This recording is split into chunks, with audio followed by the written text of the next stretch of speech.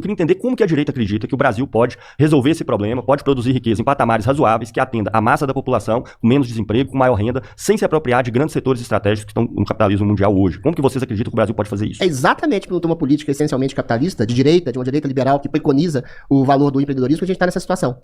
É engraçado, né? Porque o regime militar foi estatizante e foi demonizador do empreendedorismo, do livre empreendedorismo nesse sentido. A esquerda sempre teve, aí eu falo da esquerda porque nos últimos 20 anos a gente foi governado pela esquerda com um período de exceção do Jair Messias Bolsonaro. Ela preconiza o seguinte: você faz com que o empreendedor pague 3 vezes o valor do salário de imposto ao Estado, você aumenta a carga tributária, você incha e infla um Estado que é, por sua vez, ineficiente, e aí você reduz uma massa assalariada, em geral, ao desemprego, ao mercado escasso de trabalho. Por quê? O cara que eventualmente paga 3 vezes o salário de um empregado, ou ele vai falir, ou ele vai ter que fazer um oligopólio ou um monopólio, e esses oligopólios e monopólios são cooptados por um governo que eventualmente dá toda sorte de subsídio, às vezes de maneira corrupta, como fez o governo através dos mensalões e petrolões que ele fez, e eventualmente você cria uma massa de miséria assistida, o popular Bolsa Família é o exemplo maior desse sentido, em que, por exemplo, de 5 milhões de famílias passaram a 20 milhões de pessoas assistidas, e aí você cria um cinturão. Mostra quanto de pessoas são assistidas nos Estados Unidos quando vier essa, tá? A resposta para essa aqui é assim: veja bem, os Estados Unidos, não sei o quê, não, o Brasil e não sei o quê, não sei o quê, não sei o quê, não sei o quê. É só mostrar a assistência que recebem as pessoas nos Estados Unidos. 40 milhões de pessoas sobrevivem de assistência nos Estados Unidos. Eles querem vincular a porra da condição ruim do Brasil, que não é uma condição ruim em economia, em escala nacional. A nossa é a 10ª economia do planeta Terra. Sabe qual é o problema da economia brasileira? Distribuição de renda. Vou dizer mais uma vez. Brasil é a 10ª economia da Terra. Qual é o problema do Brasil? Distribuição de renda. Aí eles querem colocar o problema do Brasil, que tem muita gente pobre e tal, e tem mesmo e tal, nas costas do PT. O PT, quando entrou no governo, ele tirou o Brasil do mapa da fome. Eu lembro de ter assistido, velho, o documentário relacionado ao momento em que o FHC estava no governo sobre a fome no Nordeste. Quem tirou foi o PT. E tirou 2 vezes. Tudo bem, tem a pandemia no meio do caminho, mas tirou 2 vezes. 2 vezes. Entrou de novo com o governo do Bolsonaro. É o maior IDH da história do Brasil. É agora no governo do PT, no 3º. É o maior IDH da história do governo. Quando o Brasil estava sob o PT, ele chegou na máxima dele. Chegou até, sei lá, 7ª economia do mundo, 6ª. Qual é o problema do Brasil, então? Qual é o problema do Brasil, então? O problema do Brasil é desigualdade. Desigualdade. É difícil demais combater desigualdade nesse país. Qualquer tentativa de fazer é uma grita do caralho. É uma grita pra você recompor inflação, velho. É uma grita pra recompor inflação. Tentar diminuir o tributo do imposto de renda pra recompor inflação foi uma grita da porra, que não dá pra fazer, não dá pra fazer, não dá pra fazer, aí quando vai fazer, aí todo mundo assina, certo? A desigualdade no Brasil é muito grande. A baixa produtividade do brasileiro tem a ver com a função que a gente exerce na produção global. A produção que o Brasil faz, vende, entra dólar pra caralho, mas é baixo valor agregado, concentrado na mão de algumas pessoas que precisam de financiamento público. Quer dizer, o sistema econômico da gente não é para derrubar a porra da venda da soja, não. Tem gente da esquerda também que tem merda no cérebro. Mas veja, para fazer aquela soja, para vender aquela soja, tudo à base de crédito do Estado brasileiro. Quem paga sou eu, quem paga é você. A gente financia um sistema que concentra a renda. Só esse é o problema. Concentra a renda demais. Esse é o problema do nosso sistema. A gente vende commodity. Quem é o dono da commodity? É o cara só que faz a plantação? Não, tem mercado de futuro. Bolsa de valores está investida nisso. Quem tem dinheiro ganha, quem não tem não ganha. Então a concentração de riqueza no Brasil é muito grande. Essa é o principal problema do Brasil. A concentração de riqueza é muito grande porque a gente é agroexportador. São essas 2 questões principais. Então acaba com a soja. Aí a gente se fode todo mundo, né? A gente é a 10ª economia do mundo, caralho. Tem quem vive em cidade grande, vive muito superior a quem vive em cidade de interior de qualquer local da América Latina, mas disparado. Quem vive em São Paulo, quem vive tá? As condições de infraestrutura, disso que eu tô falando. O Brasil é rico pra caralho, porra. É a 10ª economia do mundo. Má distribuição de renda, concentração, portanto, e agroexportação. Não tem desenvolvimento de produção com teor de valor agregado. Dito isso, o governo tenta fazer movimentos nesse sentido e etc, porque no capitalismo é foda. Agora, vamos ver o que ele vai dizer. De miséria e de pobreza assistida pelo governo, mantida pelo governo, e esses mesmos pobres e miseráveis, Gustavo Machado, não sabem que quem eventualmente tolheu a possibilidade de ascensão econômica, trabalhista, intelectual, cognitiva e educacional foi esse mesmo governo que arrebentou. Ah, então o problema é a Bolsa Família. Veja. E o modelo do seu é qual? Estados Unidos. Vamos lá, de novo. Vamos de novo. Tentei esticar ao máximo a pouca comida que tem. Os 40 milhões de americanos em risco de perder a ajuda que garante sua sobrevivência. 40 milhões. Você entendeu? Qual é o seu modelo? Estados Unidos, 40 milhões. É só de goela, porra. É tudo de goela. É tudo de goela. Então não é uma questão de tecnologia de ponta, não é uma questão de produtos tecnológicos, é uma questão de um Estado gigantesco sufocar a base do empreendedor, criar desemprego e gerar uma dependência do desempregado que vive à margem do mercado de trabalho, às vezes com um bico ali, um bico acolá, e eventualmente se torna dependente do governo. Para não ficar só na abstração, a gente viu o exemplo da Argentina, cara. Olha o que aconteceu. O Milei mudou a dinâmica. Reduziu o Estado, reduziu a carga tributária, aumentou a produtividade, aumentou o nível de emprego. É muito simples. Vocês ficam com um rebuscamento total. É só gastar menos que arrecada, meu filho. E investir direito onde é devidamente investível. Ou seja, a Argentina é um exemplo, os países liberais são um exemplo, os Estados Unidos é um exemplo, mas o Brasil insiste em tomar um exemplo de um Estado inchado, ineficiente, muitas vezes corrupto, de demonização do médio, do microempreendedor e eventualmente dá no que dá. É isso. São 5 minutos, né, Rodrigues? Não quero mais. Tá. Agora, Machado. Beleza, manda ver. Então, em primeiro lugar, não. Assim, a arrecadação do Estado ela vem da produção do país. A arrecadação do Estado não é produção. Então, esse país tem que produzir. O grosso da produção em qualquer grande país envolve setores que têm segredo comercial, domínio tecnológico e volume de capital. Isso aí é dado. Né? No área estatística, a gente traz de maneira abundante, setor por setor. Não há um só país que são considerados países bem-sucedidos do ponto de vista do capitalismo, entre aspas, que não tenham, dominam setores e cadeias de produção inteira, inclusive com unidades que, quando é o caso, operam aqui no Brasil, por exemplo. Não há um só caso. Eu desafio. Pode pegar Suíça, Suécia, Finlândia, Polônia, Dinamarca, não precisa nem ser os clássicos. Vocês vão ver que todos eles vão ter no setor farmacêutico, em vários setores, químicos, setores de tecnologia, onde eles dominam cadeias de produção inteira. Os volumes do capital que isso aqui exige, nós estamos falando aqui de centenas de bilhões de dólar. Centenas de bilhões de dólar.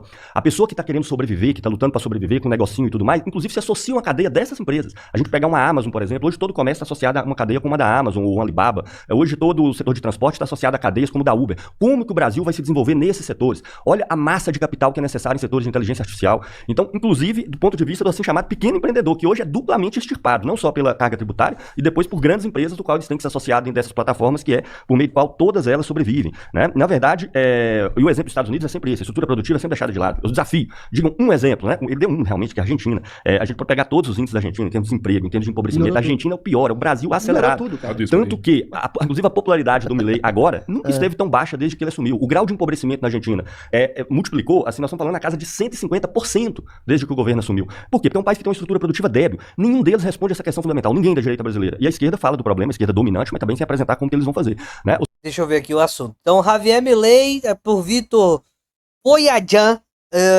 impopularidade recorde e situação econômica da Argentina. O assunto número tal. Para grande parte do eleitorado, isso aqui foi 6/5, né? Mês passado, né? Exatamente mês passado. A realidade do cotidiano é a inflação persistente. Mesmo que em queda anual, pesam mais do que os índices oficiais de redução da pobreza. A Argentina registrou a menor taxa de pobreza em 7 anos, recuando de 38% para 28% sob gestão de Javier Milei, segundo o INDEC, o IBGE argentino. No entanto, esse avanço econômico contrasta com uma drástica queda na popularidade do presidente, que tem 64,5% de desaprovação. Caralho! 64,5% de aprovação, de desaprovação. Dados da consultoria Zuban Córdoba.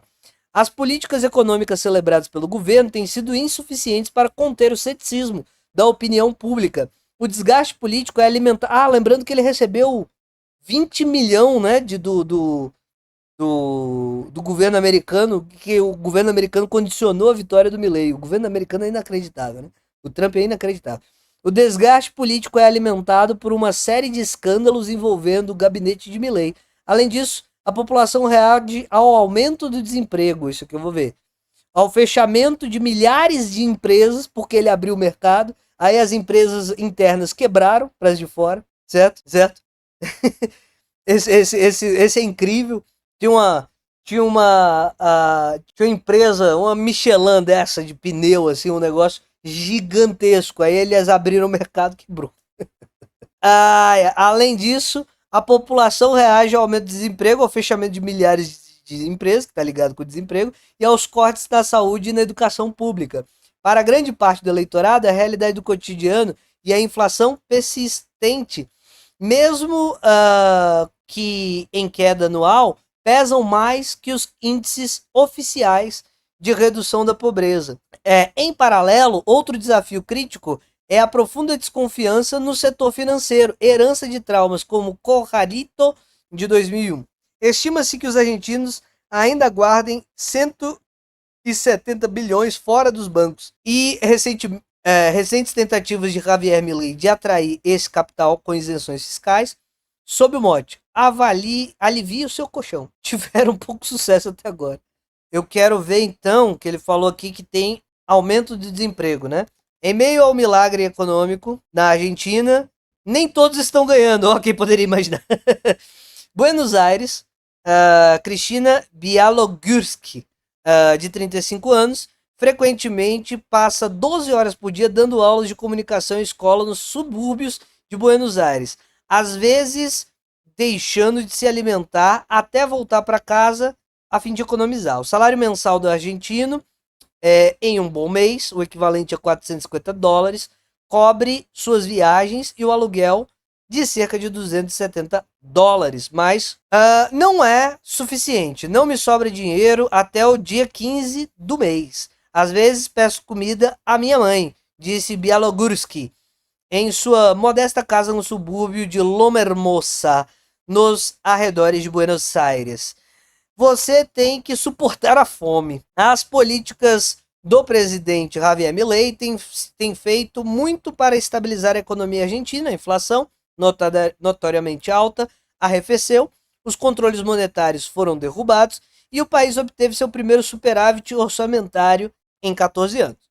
Os apoiadores de Milei e muitos do mercado, nos mercados a galera tá feliz, têm aplaudido o milagre econômico. Mas para alguns argentinos, a adaptação a essa nova realidade tem sido dolorosa. Os cortes nos gastos do Estado atingiram os fundos de pensão e os projetos de infraestrutura do setor público.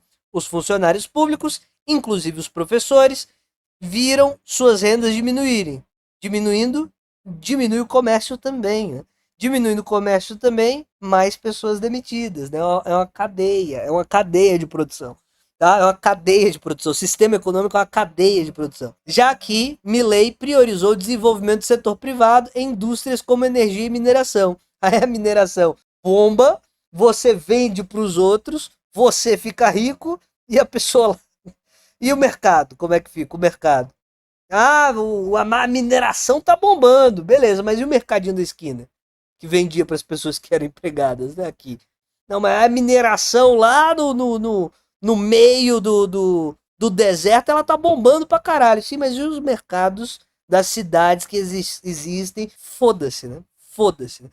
Os salários do setor público caíram mais de 15% em termos reais no ano seguinte à posse de Milei, em dezembro de 2023. Segundo um relatório da consultoria local CTA Autônoma. Para aqueles que trabalham... o camarada tá dizendo que que mora lá. Os gastos dos supermercados é um dos menores da história. Pois, quem poderia imaginar, né? É uma coisa absolutamente imprevisível.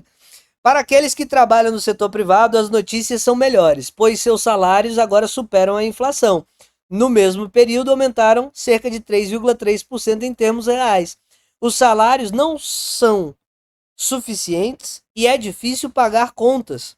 Mas a queda da inflação nos últimos meses trouxe mais previsibilidade em relação às despesas, disse Julieta Bataglia, de 43 anos, contadora do setor privado em Buenos Aires. Agora, pelo menos, os preços não aumentam toda semana, né? Então, tá bom. Aumento do setor informal. O desemprego e a pobreza aumentaram inicialmente durante o governo Milei, mas desde então melhoram quando o país saiu da recessão. A taxa de desemprego terminou o ano passado em 6,4%. um pouco mais alta do que quando Milei assumiu o cargo. O IPP, um think tank da Argentina, disse que a taxa de trabalho autônomo cresceu. No entanto, criando um grande grupo de pessoas que, em muitos casos, não têm seguridade social, o que as torna mais vulneráveis. Os trabalhadores informais ganharam cerca de 41%, ganham 41% menos do que os trabalhadores formais no mesmo setor, disse Roxana Maurizio, pesquisadora especializada em emprego do Conselho Estadual de Pesquisa Científica, CONICET. Para eles, ter um emprego não é um seguro contra a pobreza, acrescentou. Esse enfraquecimento sutil do mercado de trabalho contribuiu para uma queda de mais 10% do consumo de... quem poderia imaginar, né? Quem poderia imaginar? Quem poderia imaginar? Quem poderia? No consumo de supermercados no ano passado, segundo dados oficiais, e fomentou a agitação com manifestações regulares contra a austeridade, porque isso acontece em cadeia, né? Aí tá vendendo menos, aí demite o funcionário, aí ele não vai consumir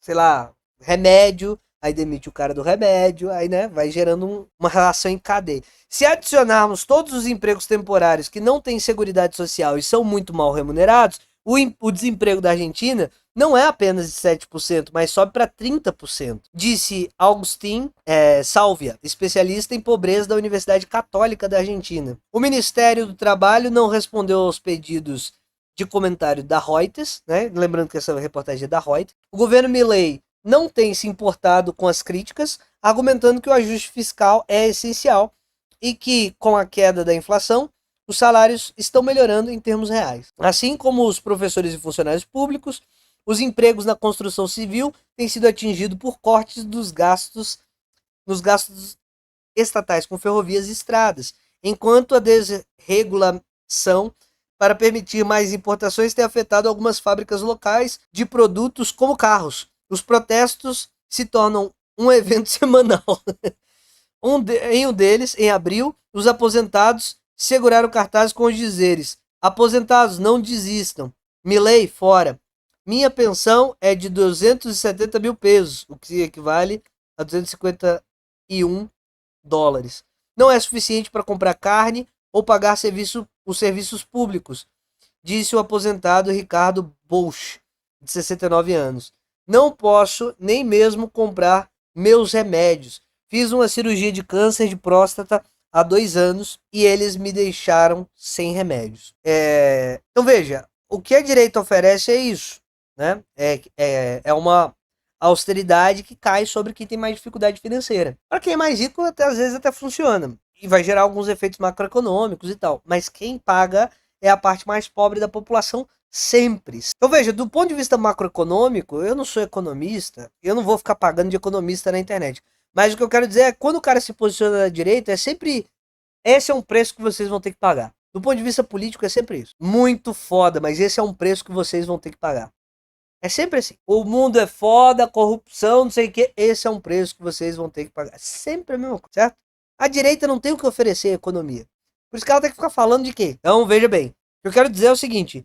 Quando os caras são de direita, eles sempre metem essa.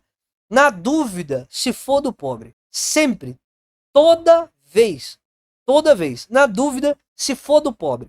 Por quê? Porque a vida é difícil, porque a economia, porque a taxa para cima, taxa para baixo. E isso dá resultado.